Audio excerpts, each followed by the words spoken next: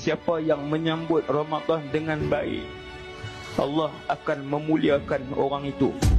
Allah sendiri sebut di dalam satu hadis qudsi, wahai Muhammad, bagi tahu kepada umat kamu, pahala puasa Ramadan aku rahsiakan.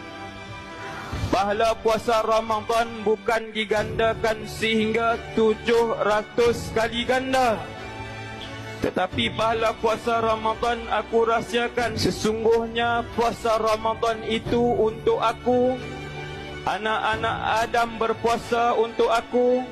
Mereka berpuasa meninggalkan syahwat untuk aku. Mereka meninggalkan syahwat makan kerana aku. Mereka meninggalkan syahwat minum kerana aku.